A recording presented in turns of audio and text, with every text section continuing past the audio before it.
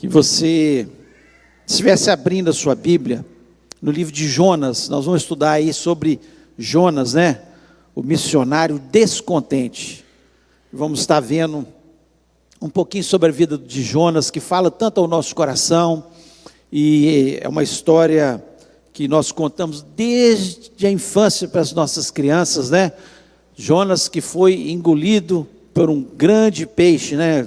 Alguns colocam a baleia, mas a palavra de Deus nos diz que foi um grande peixe que engoliu Jonas no momento de desobediência dele. Então nós vamos estar lendo o primeiro capítulo de Jonas aí. Queria que você prestasse atenção na leitura, que só de nós lermos isso ajuda, né, na fixação da mensagem aí. Diz o seguinte, Jonas capítulo 1: Veio a palavra do Senhor a Jonas, filho de Amitai, dizendo: Dispõe-te, vai à grande cidade de Nínive e clama contra ela, porque a sua malícia subiu até mim. Jonas se dispôs, mas para fugir da presença do Senhor, para Tarsis, e tendo descido a Jope, achou um navio que ia para Tarsis. Pagou, pois, a sua passagem e embarcou nele para ir com eles para Tarsis, para longe da presença do Senhor. Mas o Senhor lançou sobre o mar um vento forte, e fez-se no mar uma grande tempestade, e o navio estava a ponto de se despedaçar. Então os marinheiros, cheios de medo, clamavam cada um ao seu Deus, e lançavam ao mar a carga que estava no navio, para o aliviarem do peso dela. Jonas, porém, havia descido ao porão, e se deitado, e dormia profundamente. Chegou-se a ele o mestre do navio, e lhe disse: Que passa contigo, agarrado no sono? Levanta-te, invoca o teu Deus, talvez assim esse Deus se lembre de nós, para que não pereçamos. E diziam uns aos outros: Vinde e lancemos sortes, para que saibamos por causa de quem nos sobreveio esse mal. E lançaram sortes, e a sorte caiu sobre Jonas. Então lhe disseram: Declara-nos agora, pois, por causa de quem nos sobreveio esse mal. Que ocupação é a tua? De onde vens? Qual é a tua terra? E de que povo és tu? Ele lhe respondeu: Sou hebreu, e temo ao Senhor, o Deus do céu, que fez o mar e a terra. Então os homens ficaram possuídos de grande temor, e lhe disseram: Que é isso que fizeste? Pois sabiam os homens que ele fugia da presença do Senhor, porque lhe havia declarado. Disseram-lhe: Que te faremos para que o mar se nos acalme? Porque o mar se ia tornando cada vez mais tempestuoso. Respondeu-lhes: Tomai-me e lançai-me ao mar, e o mar se aquietará, porque eu sei que por minha causa vos sobreveio essa grande tempestade. Entretanto os homens remavam, esforçando-se por alcançar a terra, mas não podia, porque o mar se ia tornando cada vez mais tempestuoso contra eles. Então clamaram ao Senhor e disseram: Ah, Senhor, rogamos-te que não pereçamos por causa da vida deste homem, e não faças cair sobre nós este sangue, quanto a nós inocente, porque tu, Senhor, fizeste como te aprouve. E levantaram a Jonas e o lançaram no mar, e cessou o mar da sua fúria. Temeram, pois, esses homens em extremo ao Senhor, e ofereceram sacrifícios ao Senhor, e fizeram votos. Deparou o Senhor um grande peixe, para que tragasse a Jonas, e esteve Jonas 3 dias e 3 noites no ventre do peixe. Feche os olhos, vamos orar. Pai, nós louvamos e exaltamos o teu nome, te agradecemos, ó Deus, porque tudo que fizemos até agora, Senhor, é para engrandecer o teu nome. Ó Deus, até a honra às mães, ó Pai, porque o Senhor diz na tua palavra: quem honra, honra. Ó Deus, e nós honramos as mães desse dia, por ser seres tão especiais que o Senhor criou, Senhor, para cuidar dos seus filhos. Nós te agradecemos por isso, porque o Senhor é um Deus zeloso, cuidadoso, que tem planos especiais na nossa vida.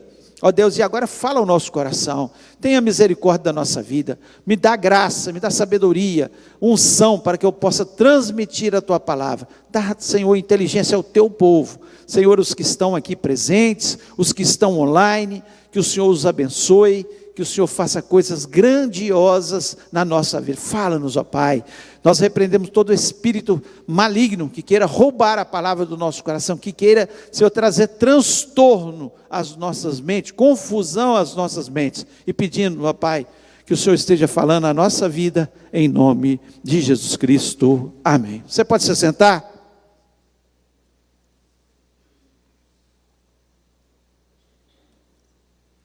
Como nós lemos aqui,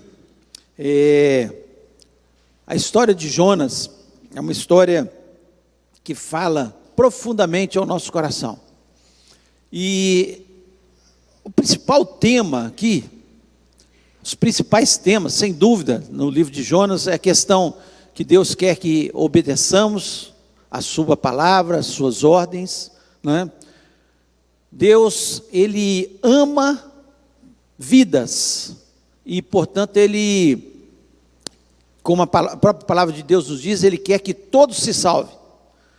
Então os temas principais é a questão da obediência a Deus e a questão da pregação do Evangelho às pessoas. É um livro extremamente evangelístico, né? Onde Deus escolhe um profeta.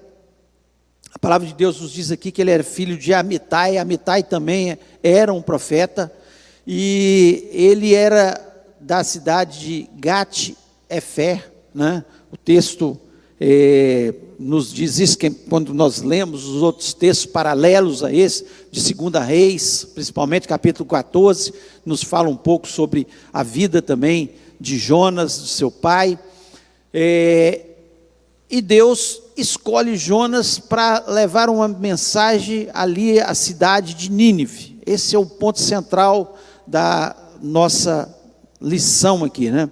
E Jonas, ele exerceu um ministério numa época muito difícil, em um aspecto, muito boa no aspecto econômico de Israel, vamos dizer assim. Israel vivia um tempo bom, o tempo de Jeroboão II, onde reinava paz entre os vizinhos, né? Onde Israel tinha prosperado muito naquele tempo, e eles viviam um tempo de certa paz naquele momento, mas também viviam um tempo de muito afastamento de Deus, na nação e fora da nação também. E Jonas, ele vive nesse mundo aí, nesse cenário aí. Esse livro, acredite que foi escrito cerca de 765 anos antes de Cristo. Olha o tempo aí, 765 anos antes de Cristo, antes da nação de Israel se tornar, né, principalmente o reino do norte, ele ser levado cativo exatamente pelos assírios.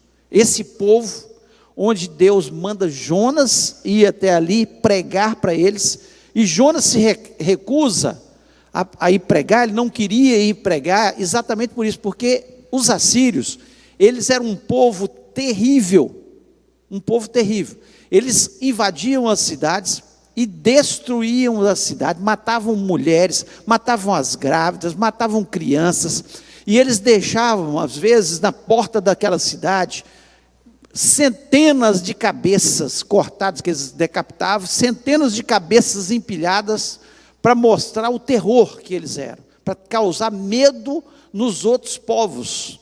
Eles eram terríveis, e levavam as riquezas todas daqueles povos. Esse era o tipo de povo que eram os assírios. Eles não eram, apesar de avançados na tecnologia, daquela época, né, da ciência, da astronomia, da agricultura, eles não se preocupavam em enriquecer com esses atributos. A riqueza deles vinha das conquistas que eles tinham.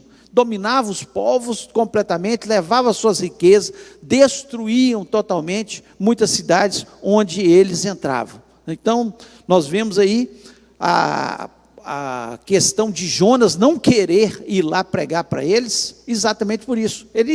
Jonas achava, olha, nós somos o povo de Deus. Nós somos, tanto é que ele fala, quando pergunta, de onde vens? Qual é a tua terra? De que povo és? Ele fala, sou hebreu, temo ao Senhor. Ele faz questão de dizer, né, que ele era hebreu, que ele temia o Senhor. E quantas vezes nós somos assim? Quantas vezes nós achamos, eu sou povo escolhido de Deus, Deus um dia entrou na minha vida, e o mundo é o mundo, né?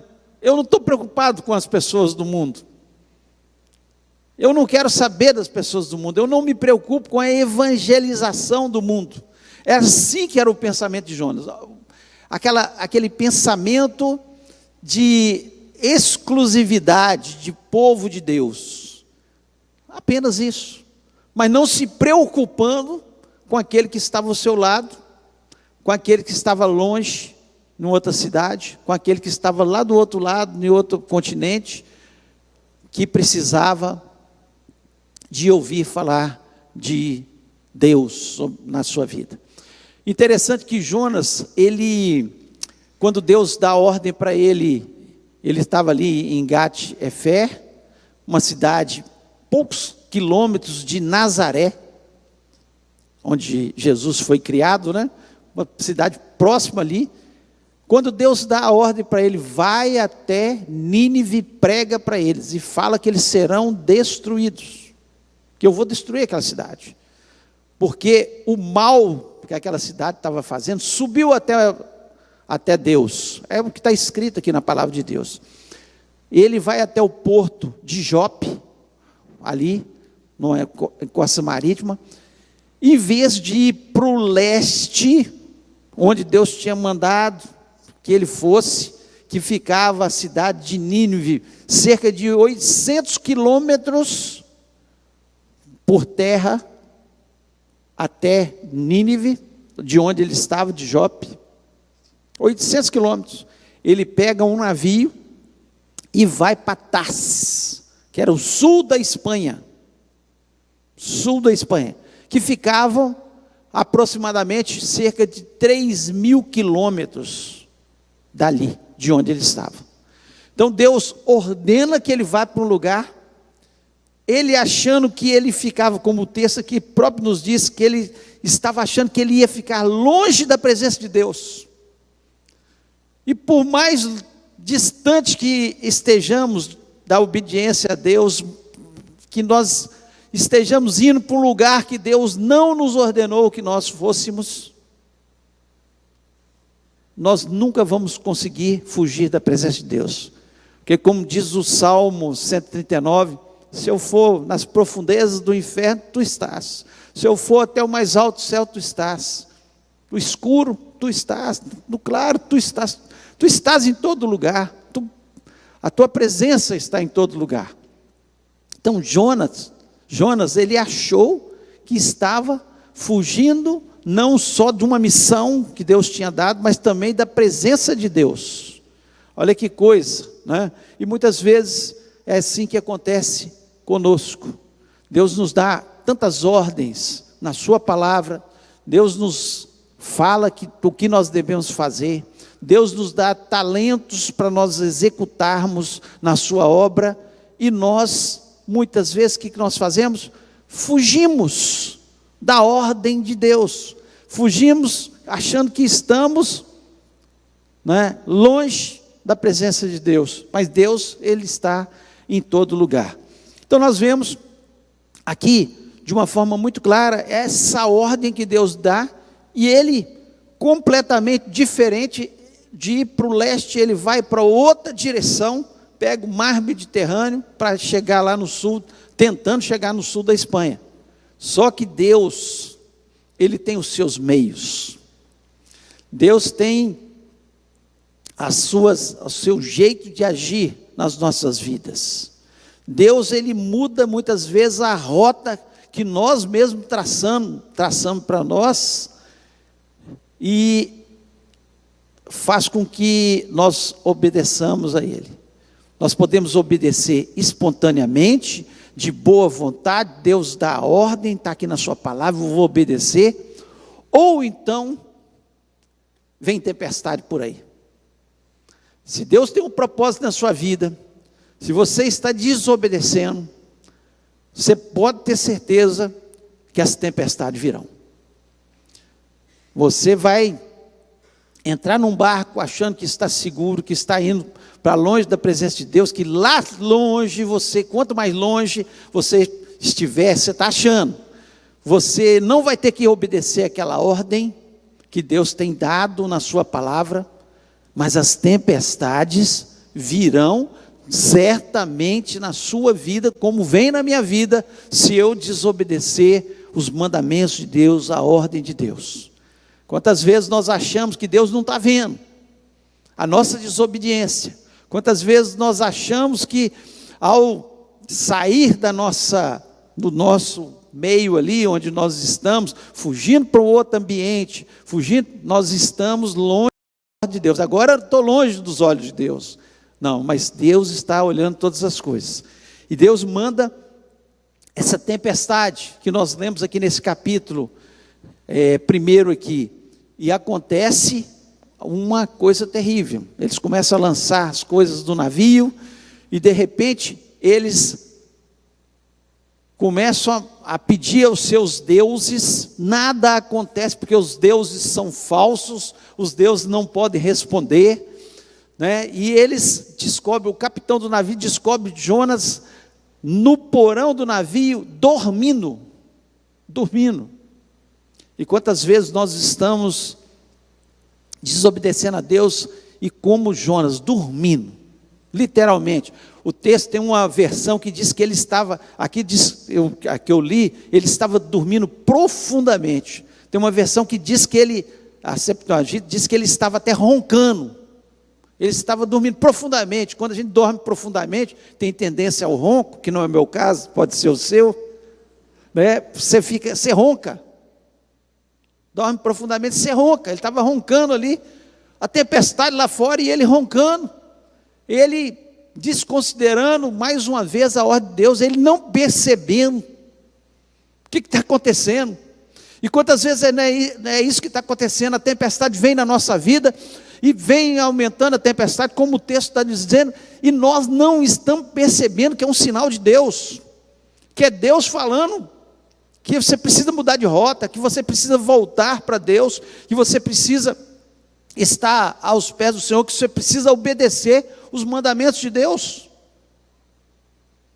Quantas vezes isso não está acontecendo na nossa vida? Então, que você possa acordar do seu sono, que você possa entender perfeitamente que cada tempestade que tem vindo às vezes sobre a sua vida, nem toda tempestade é por desobediência, às vezes é circunstâncias da vida, mas a maioria das tempestades que nós enfrentamos, é Deus querendo nos colocar na rota, é nos acordar, é nos despertar do sono, é fazer com que estejamos naquele caminho que Ele quer nos direcionar. É exatamente isso que Ele está querendo fazer na nossa vida. Então nós precisamos entender que isso aqui não foi uma história de ficção científica, de ficção apenas para a gente ficar assim, pensando que isso, será que aconteceu isso mesmo? Será que isso é verdade? Essa história de Jonas que desobedeceu a Deus, entrou no navio, veio a tempestade, aí pegaram Jonas, e ele mesmo falou, olha, a solução para vocês aí é me lançar ao mar. A princípio eles não lançaram, e aí continuou a tempestade, só aumentando, o tempo só piorando, e por fim eles falaram, olha, não tem jeito não, vamos lançar ele no mar. Lançaram Jonas ao mar, e ele foi engolido por um peixe. Deus é misericordioso, porque muitas vezes, se ele tivesse ficado no meio da tempestade, ali naquele mar revolto, porque se dentro do navio já estava perigoso, fora do navio, no meio da tempestade, ele estaria morto. Mas a misericórdia de Deus, Ele sempre está nos dando a oportunidade, mesmo que seja dentro, da boca da baleia, dentro do grande peixe, Deus está nos dando oportunidade. O texto nos diz que ele ficou 3 dias e 3 noites, e interessante que lá em Mateus 12:40, diz o seguinte: mas como Jonas esteve 3 dias e 3 noites no ventre da baleia, assim estará o Filho do Homem 3 dias e 3 noites no centro da terra.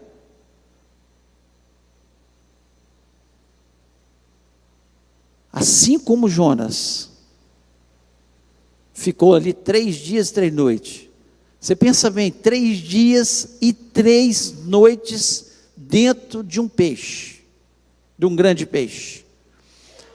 E muitos gostam de colocar essa situação como uma situação, isso não é possível.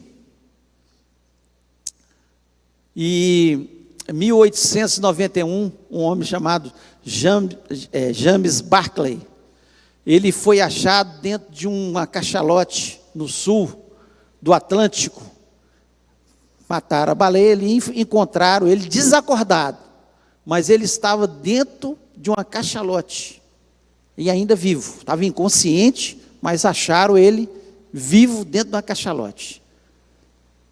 Não foi Deus que fez com que ele fosse engolido, mas para demonstrar que a possibilidade de você ficar vivo dentro de um grande peixe. Há possibilidade. Se esse homem ficou ali dentro, então existe essa possibilidade. Não é uma ficção científica, principalmente que aquele grande peixe estava sobre as ordens de Deus. Foi a salvação de Jonas, para que ele estivesse ali refletindo sobre a sua vida. Quantas vezes Deus nos coloca também dentro da barriga de um grande peixe, em situação que nós não vemos possibilidade. Imagine você, no lugar escuro,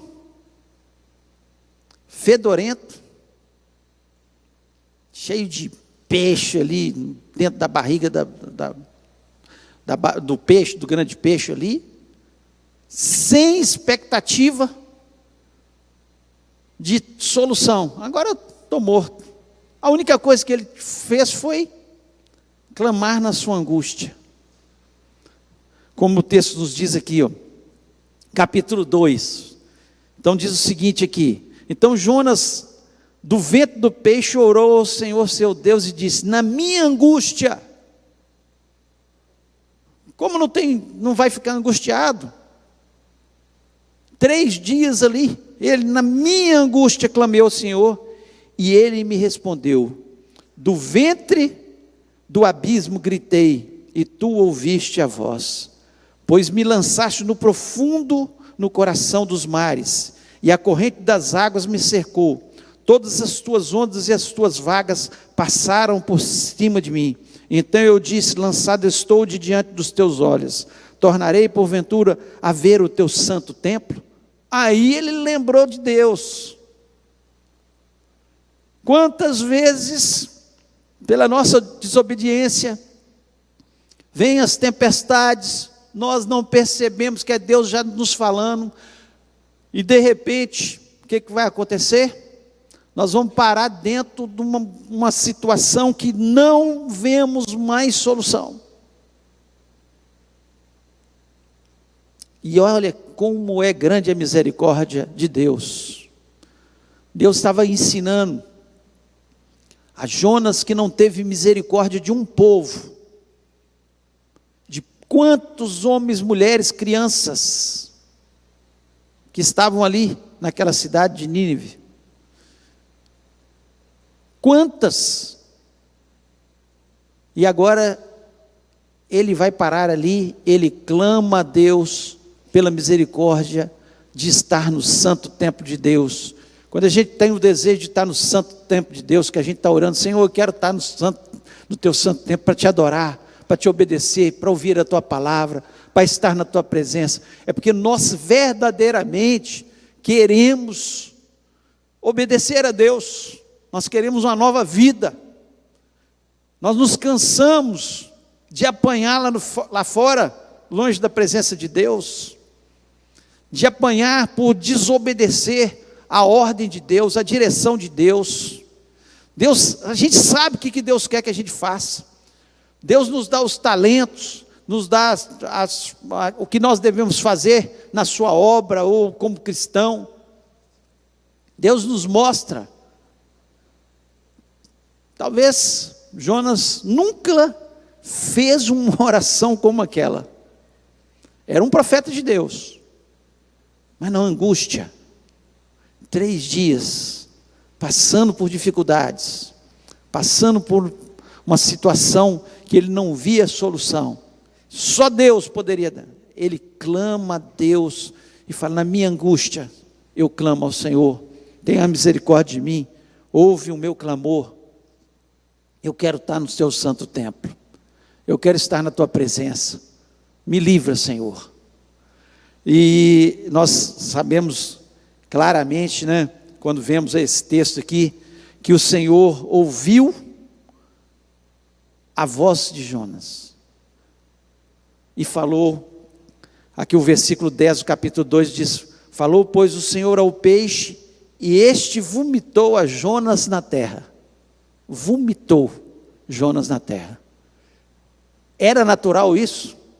Um grande peixe chegar com um alimento na sua barriga, de repente ele vomitar na terra, não mais no mar. Ele chega na beirada da terra e vomita Jonas, por ordem de Deus. Por ordem de Deus, os milagres podem acontecer na nossa vida, quando nós clamamos ao Senhor e falamos: Senhor, eu quero mudar de vida, eu quero que o Senhor transforme essa situação.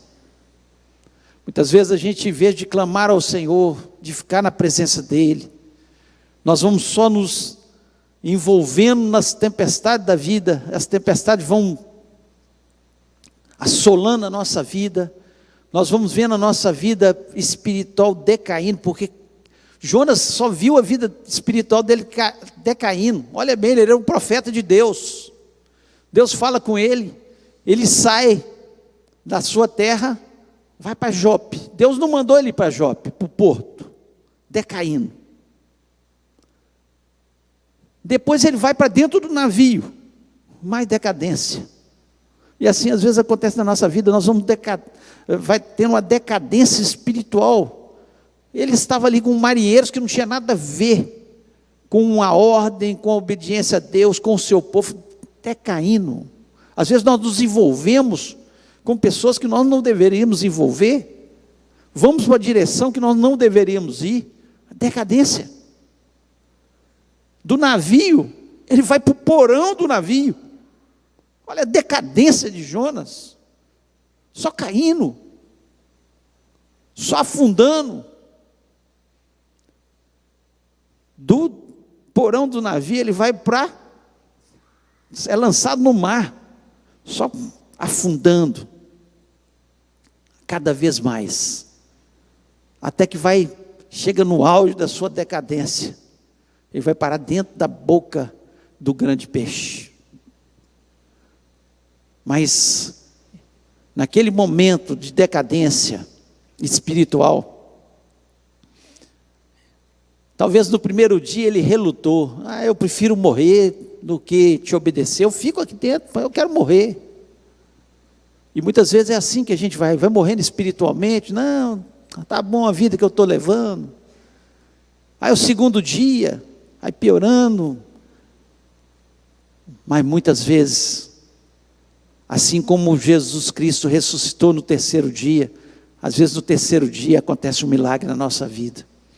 Nós nos lembramos de Deus, nós nos lembramos de quem é o nosso Deus, quão misericordioso Ele é, quão poderoso Ele é, o que Ele pode fazer na nossa vida. E nós clamamos na nossa angústia, e Deus nos dá o livramento. E Deus quer trabalhar na nossa vida. Não sei, Talvez você que está ouvindo até online, talvez sua vida espiritual houve uma decadência. Cada dia que você fica longe da presença do Senhor, do santo templo do Senhor, da presença dele, que não pode fugir da presença de Deus, não adianta. Você pode ir para longe, mas você não vai conseguir fugir. Cada dia, você vai só se afundando espiritualmente, longe dele. Você não está percebendo as tempestades que estão acontecendo. Obedeça rapidamente. Faça a vontade de Deus rapidamente. E você vai ver a diferença, o que Deus pode fazer. Aí, tranquilo, Deus faz com que ele seja liberto.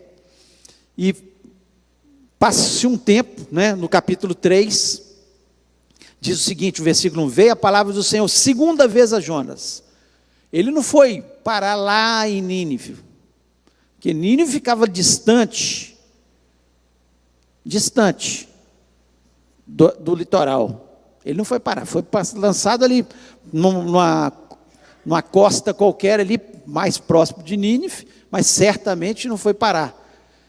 Aí a palavra de Deus, de segunda vez, Deus fala com ele de novo, vai até Nínive, e ele vai. Se você ler esse texto, é interessante, que Nínive, a cidade de Nínive ficava ali entre o rio Tigre e Eufrates, na Mesopotâmia, onde a antiga civilização, onde veio, Abraão sai de lá, de Ur dos caldeus, na Mesopotâmia. Abraão sai daquela região e vai para a sua terra. Muitos anos antes desse fato acontecer aqui. Então, aquela região, ali entre o rio Tigre e Eufrates, uma cidade onde a palavra de Deus nos diz que tinha cerca de 120 mil homens. Calcula-se que é uma cidade que tinha cerca, com mulher, criança, com as cidades ao redor ali, cerca de 600 mil pessoas. 600 mil pessoas. Pensa bem, tamanho de Valadares, o dobro pelo menos de Valadares, em população. E ela era cercada por uma muralha, que eram duas muralhas, uma mais interna, cerca de 13 quilômetros, onde certamente devia ficar o palácio do rei, os guardas, etc. E uma muralha externa que circulava em volta da cidade, cerca de 96 quilômetros, a muralha. Essa muralha, ela tinha cerca de 30 metros de altura e 15 metros de largura. Passava carruagem em cima dela. Calcula-se que ela tinha entre 60 a 150, alguns falam 60, outros 150 torres. Algumas dessas torres tinham 60 metros de altura, para ver o inimigo de longe, para dali lançar as suas armas. Então era uma cidade. O texto nos diz que Jonas, para percorrer toda a cidade, ele levou 3 dias, percorrendo, falando. Interessante que Jonas, ele percorrendo aquela cidade ali, onde tinha aquela população toda, em momento nenhum ele fala para aquele pessoal, para eles se arrepender da sua idolatria. Em momento nenhum ele fala para eles se arrepender da maldade deles de destruir, matar crianças, mulheres, grávidas. Jonas não fala disso. Em momento nenhum ele fala sobre a injustiça que eles faziam em toda a terra, as conquistas, pensava só em conquistas, destruir outras nações. Em momento nenhum ele não fala isso, ele fala só: Deus mandou eu vir aqui, essa terra será destruída em 40 dias. Tudo vai ser destruído em 40 dias. Toda a população. Essa é a mensagem de Deus. A intenção de Deus não era apenas falar que ia destruir a cidade. Deus queria que aquele povo ouvisse. Como hoje nós sabemos que Deus virá, Jesus virá, vai haver uma grande tribulação na terra, a terra será destruída, né? Porque Apocalipse nos mostra isso, as nações destruídas, quantos terremotos, quanta catástrofe vai acontecer no mundo, na grande tribulação, vai acontecer.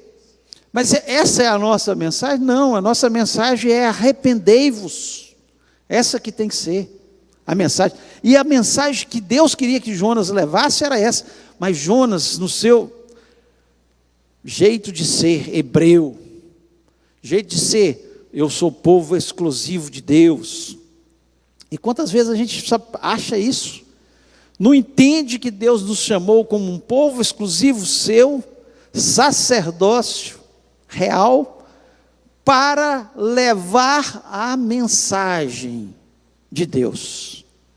Nós temos uma função para levar a mensagem de arrependimento às outras pessoas, e não apenas Deus vai destruir, Deus vai te levar para o inferno.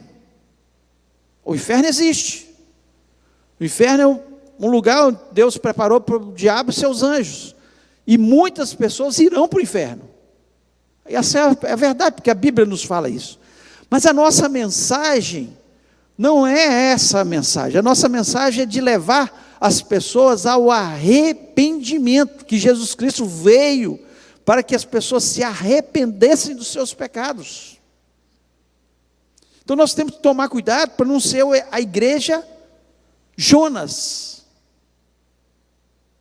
mas a igreja com a misericórdia de Deus no seu coração, que Deus pode atingir o mais perdido pecador, por pior que seja o seu pecado, você fala assim, para esse não tem jeito, como eram os ninivitas, no coração de Jonas, para esse povo não tem jeito não, o que eu vou fazer lá, esse povo é mau. A mensagem de Deus é, ide por todo mundo, pregar o evangelho a toda criatura, quem crê, verdadeiramente será salvo. É essa a mensagem que nós temos que levar, do arrependimento. Jonas vai, obedece, de ir até Nínive, mas ele vai ainda com seu coração endurecido. O sonho de Jonas era ver aquela nação destruída. Esse era o sonho de Jonas. E quantas vezes as pessoas fazem alguma coisa com a gente, como os ninivitas fizeram com eles, com o povo de Israel, quantas vezes atacaram, quantas vezes mataram, quantas vezes oprimiram, e quantas vezes não é assim que nós pensamos, Deus manda fogo do céu sobre essa pessoa, mata ele.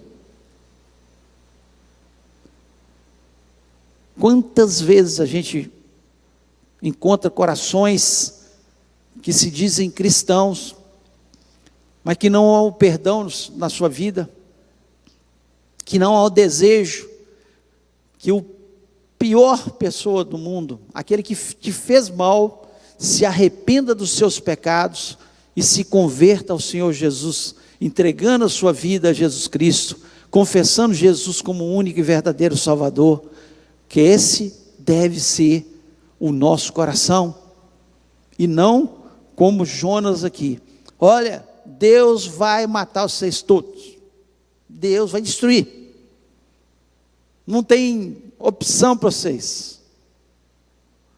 Não é essa a mensagem. Interessante, a gente não sabe por quê, que os ninivitas estavam passando, mas quando Jonas começa a pregar, Deus vai destruir, eles começaram certamente a pensar no que eles estavam fazendo, e quantos problemas estavam vindo sobre eles também, em função do pecado deles, talvez problemas financeiros ali naquela cidade, problemas de enfermidades que estavam afetando toda aquela cidade. Pensa bem, 600 mil pessoas sem a higiene que nós temos hoje, né? Sem as casas que nós temos hoje, sem a água corrente que chega dentro das nossas casas, que nós temos hoje para lavar nossas mãos, para tomar nosso banho. Quanta doença, quantos problemas, talvez um terremoto que tenha acontecido, a gente não sabe. A palavra de Deus nos diz, mas certamente Deus já estava enviando alguns sinais que ia destruir, ao ponto que quando Jonas começa a correr aquela cidade, o próprio rei fala, olha, nós precisamos nos arrepender, e começa o rei pregar para o povo, nós vamos nos arrepender, nós vamos nos dobrar diante de Deus, nós vamos ir para a cinza, nós vamos rasgar as nossas vestes, sinal de arrependimento, né?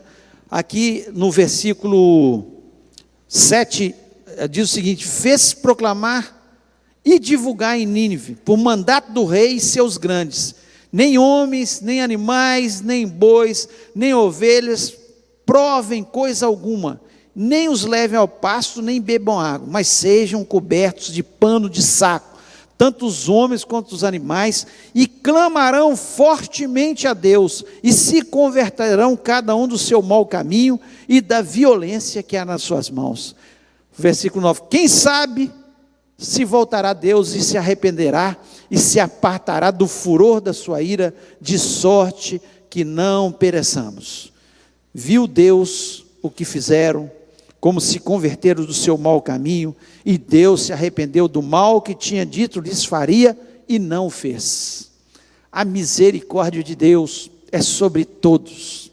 Nós vemos aqui, o próprio rei, não foi Jonas que pregou a mensagem de arrependimento, o próprio rei falou, nós estamos perdidos, é isso que está acontecendo na nossa cidade aqui, esses problemas que nós estamos vivendo, é Deus pesando a mão,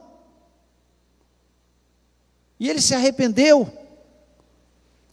e proclamou jejum sobre aquele povo, que o povo se humilhasse diante de Deus, e ele pensando, quem sabe, Deus não olha para a gente, Deus não tem misericórdia da gente, e nós sabemos que um dia essa cidade ela foi totalmente destruída, mas nesse momento, Deus teve misericórdia, porque vidas se converteram ao Senhor. Talvez o que aconteceu, morreu aquele rei, morreram aquelas pessoas ali, foram passando-se os anos, o pecado foi vindo à tona novamente, eles não se arrependeram do seu pecado, e Deus destruiu totalmente a cidade de Nínive, e falou que ela nunca mais seria reerguida, e como não foi reerguida, você pode ir lá ver restos arqueológicos da cidade de Nínive, que mostram a veracidade da destruição da cidade, e realmente que foi uma grande cidade, extensão, muralhas, né, que cercaram, eles calculam isso tudo em função da história e daquilo que eles encontraram da arqueologia naquele local, né? Então nós vemos aí que Deus teve misericórdia, só que aconteceu uma coisa, além de Jonas ter esse conceito de povo exclusivo de Deus, Deus veio para mim, Deus veio para o meu povo, Deus veio para a nossa igreja, Deus veio, é exclusivo nosso aqui, né? Aqui tem nação aí que nem conhece a Deus, problema deles, não, tem gente aí que nem conhece a Deus, problema deles, além desse sentimento no coração, e apesar dele ter obedecido e ido até Nínive, tinha um outro fator na vida de Jonas. Quando ele viu, foi para fora da cidade, e ficou ali num casebre ali, e ele percebeu que Deus não tinha destruído como ele tinha prometido, ele ficou ferido no seu orgulho de profeta. Mas eu profetizei que a cidade seria destruída, por isso que eu não queria ir até lá, porque eu sei que Deus é misericordioso. Olha, que coração endurecido de Jonas. E quantas vezes nós nos achamos como ele se achava que melhor do que os outros. Tudo é misericórdia de Deus. Se não fosse a misericórdia de Jesus na minha vida, eu estaria perdido. Quem seria eu? Estaria caminhando para o inferno como qualquer um que está aí caminhando para o inferno.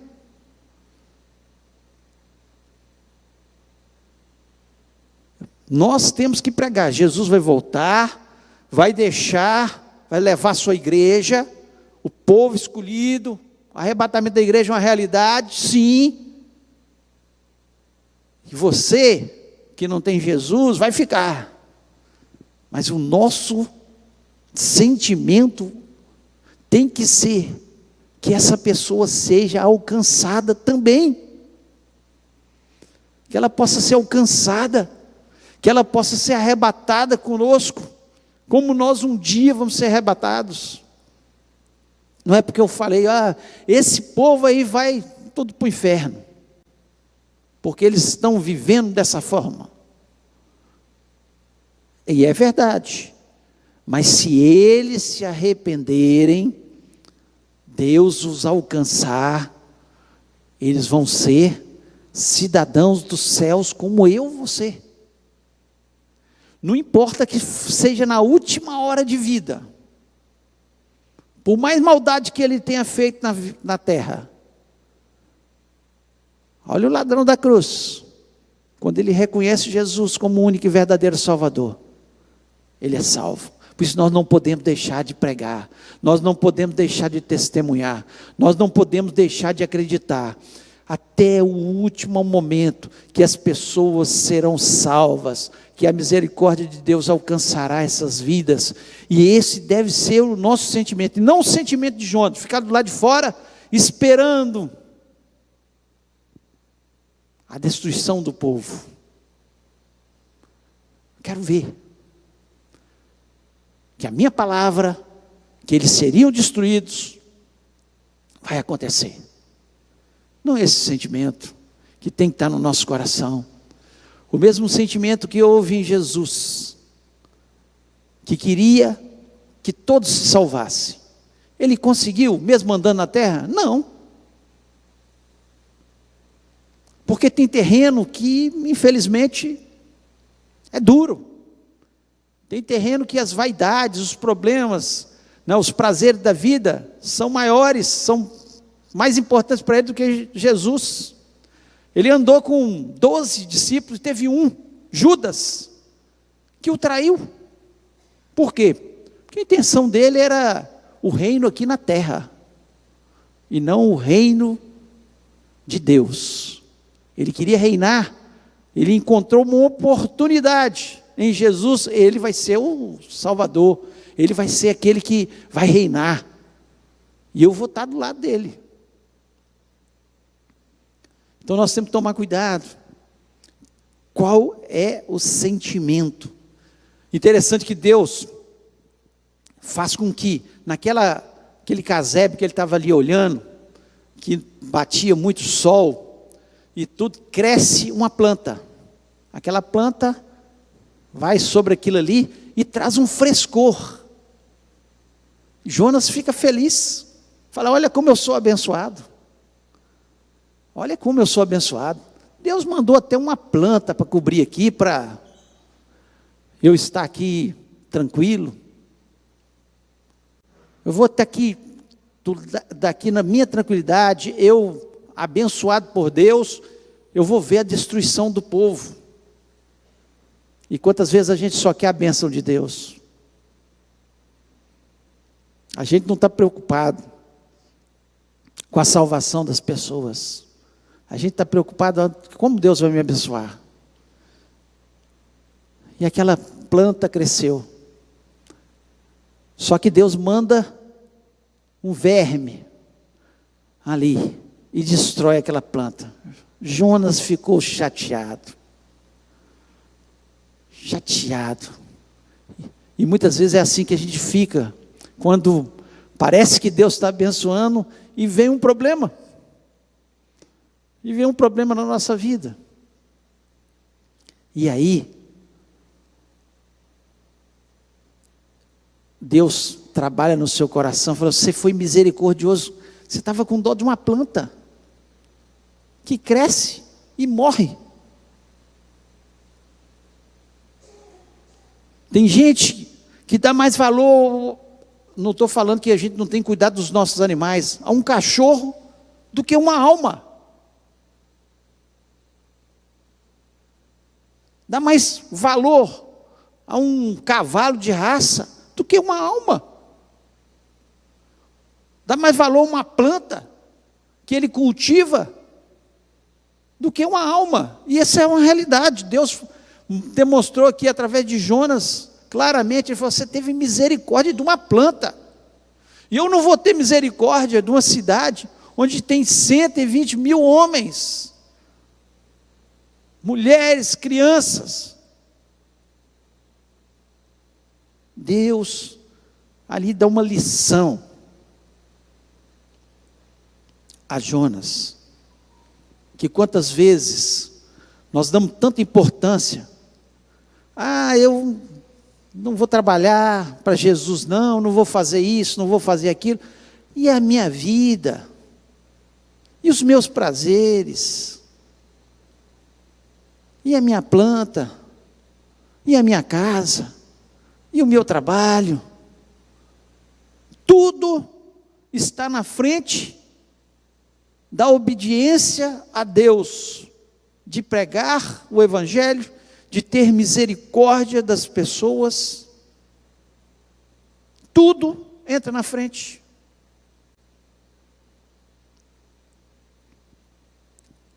Graças a Deus, que como aconteceu, sempre Israel, sempre teve um remanescente.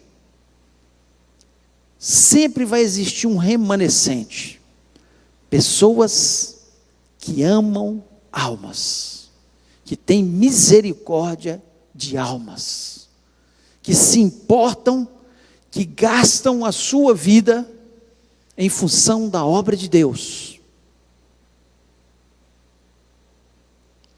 Nós tivemos aqui semana passada a missionária Rose, saiu daqui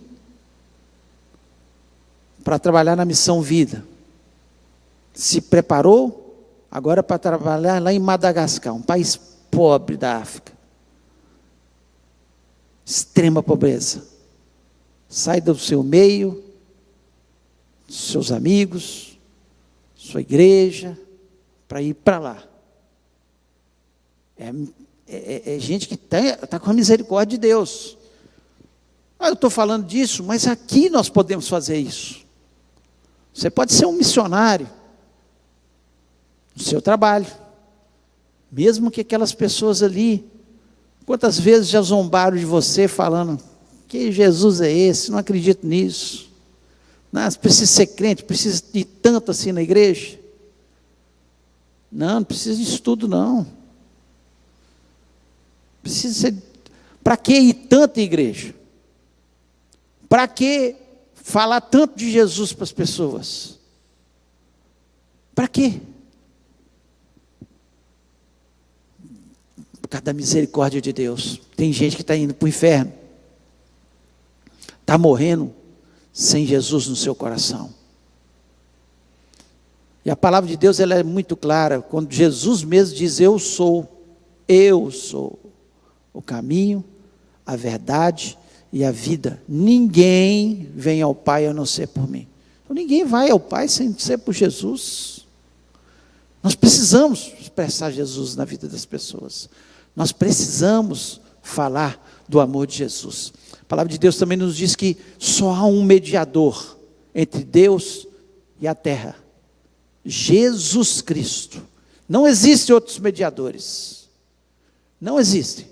Existem muitas pessoas que passaram na terra e foram brilhantes, que foram importantíssimos para o Evangelho, que foram especiais, que Deus realmente colocou na terra.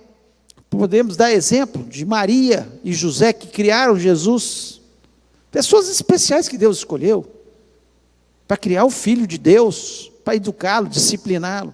Podemos dar o exemplo de Pedro, que foi aquele que pregou de forma tão entusiástica, que 3.000 pessoas se converteram na sua primeira pregação, de Paulo, que foi um perseguidor de cristãos, mas pregou como missionário no mundo, ao ponto de desgastar a sua vida, de morrer, né? E quantos outros, ao longo da história da igreja, que se desgastaram para que o evangelho chegasse até nós.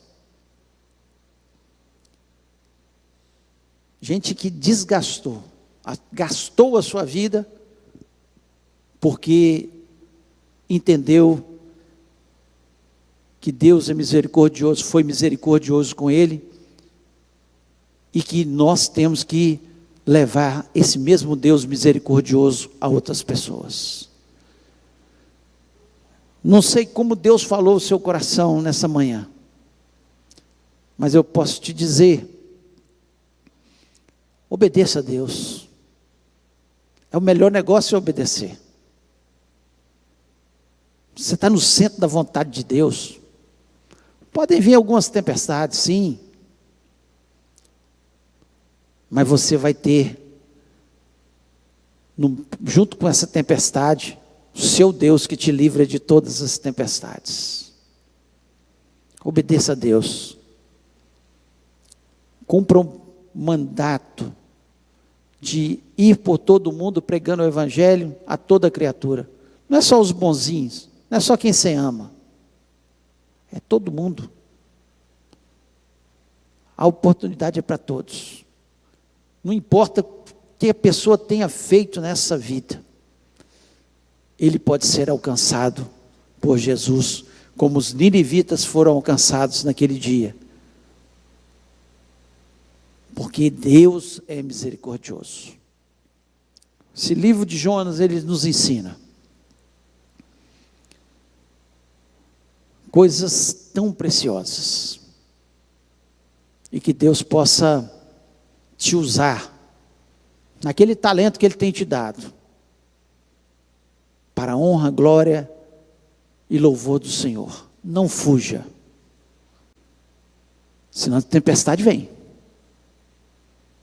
e talvez você vai afundando, e vai ter que parar dentro da boca da baleia, para clamar na sua angústia. Antes disso, obedeça. Obedecer é o melhor negócio, em nome de Jesus. Queria que você fechasse seus olhos, nós vamos orar. Jorge quer dar um recado ali. Queria convidar você a ficar em pé, depois nós vamos sentar novamente. Eu queria orar com você.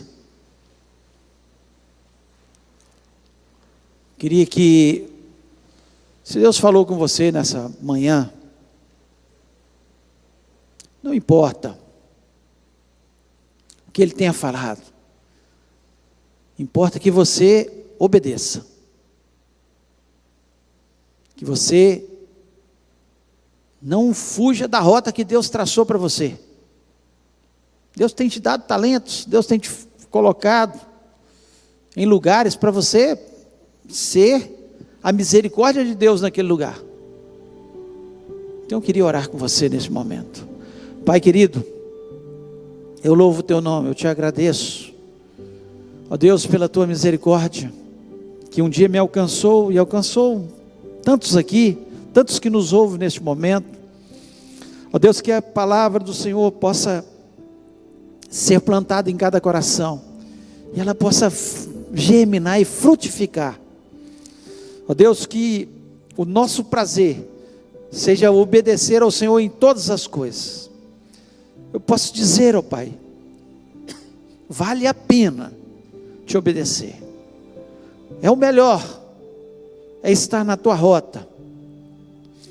Não é ir para Tarsa, Pai, é ir para Nínive, onde o Senhor manda. O melhor é estar na tua presença, Senhor, porque na tua presença nós evitamos tantas tempestades na nossa vida, nós evitamos tantos problemas, ó Pai, que vêm sobre a nossa vida. E eu te peço, ó Pai, abençoa o teu povo, dá direção, Senhor, e que cada um de nós possa pensar sobre aquilo que nós aprendemos nessa manhã, porque eu também aprendi, Senhor, quantas lições são preciosas, e que o Senhor possa estar nos abençoando. Deus, dai-nos um dia maravilhoso, abençoado na Tua presença. Eu te peço isso em nome de Jesus Cristo, amém.